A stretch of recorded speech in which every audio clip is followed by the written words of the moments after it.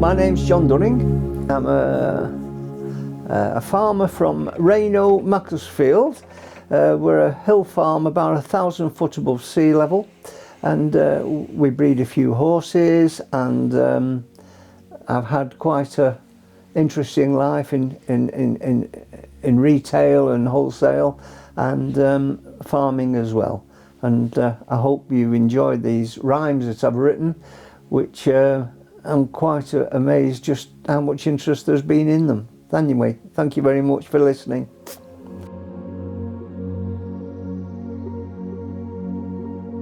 My father's experiences and all I know is he went to Iceland and he went to Norway. I know nothing more. I don't know anything about what he did, what his job was in the war, what, you know, complete blank. So a lot of it is, just for me, it's just about asking more questions. If you have something interesting. You see, what we must do, what you must do to your children is say to them, ask me questions now while I'm here, because when I've gone, you can't ask me. And I look at I'm sure the war scarred my father. I'm sure that the war scarred my father. Oh, it's always Jenny.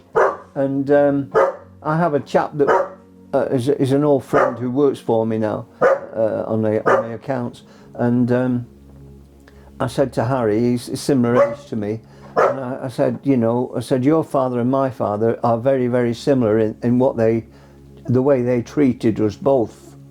I said, and it's all to do with the war.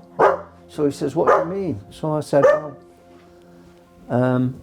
what happened was with these chaps in the war, they lost the best 5 years of their lives in their early 20s and everything. I said, and they came home and made relationships and then went back to war. You all right?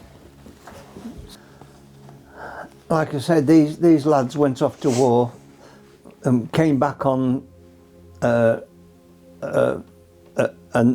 made associations with girls, got married, went back to war again. The girls got pregnant, and when the lads came back from the war, these girls had these little babies.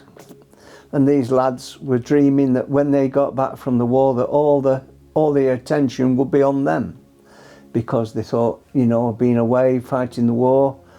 But unfortunately for these lads, these poor girls were trying to bring up a baby in wartime things where there was restrictions on food and clothes and everything, and a lot of their attentions were on the baby, not on the husband coming back, and a lot of jealousies came up through this sort of lack of attention that these men thought they deserved, which I'm sure in some ways they thought they were entitled to, but they couldn't have it because these poor ladies, these poor girls that they'd married, were looking after these small children which they'd never had before, and they didn't know how to look after them anyway, and in difficult times. And I'm sure that caused a lot of jealousy between the baby and the father. And I felt that through my childhood, that there was always something that wasn't just, but that's just how it is, you know. Yeah, that's interesting. View on how you perceived it growing up from your father. I've had a similar upbringing with my mum and my dad. They broke up at a younger age. I think I was about, how old was I? Probably about 8 or 9 years old, maybe 10, when they separated. Oh, but it was mainly difficult time for you at 9. Oh, yeah. Terrible. But it's one of those things you kind of get through. Yeah. I'm happy that these things happen because they make you who you are. You become much more resourced. I think me and my brothers were very resourceful. Yeah. And made you independent, probably. Yes. Yeah. Made you that you could stand on your feet. I mean, like, I look back, when I lived in Manchester up to being 9, I used to go on to a private school in Cholton, which was about, I don't know, probably 6 or 7 miles away from where we lived at the shop. and I used to catch 2 buses to get to Cholton, there and back every day, I'd only be 7.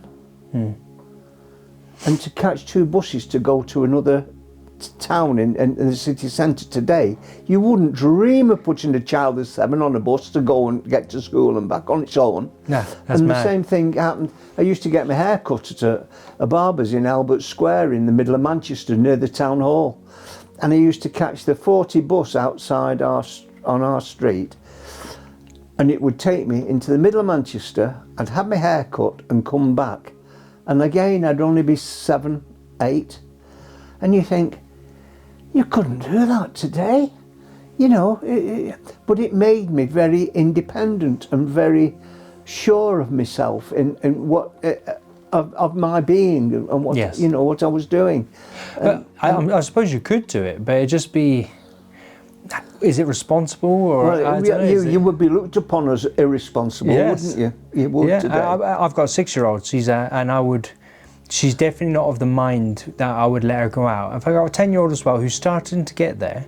She's intelligent, but I still remind myself, though she's tall, she does have a brain on her, but she's still 10. Yes. And she can still make errors and Of judgment. course, and we all can. I'm 80 and I still make errors, you know. I mean, like, we're all vulnerable, all of us. So when is the right time?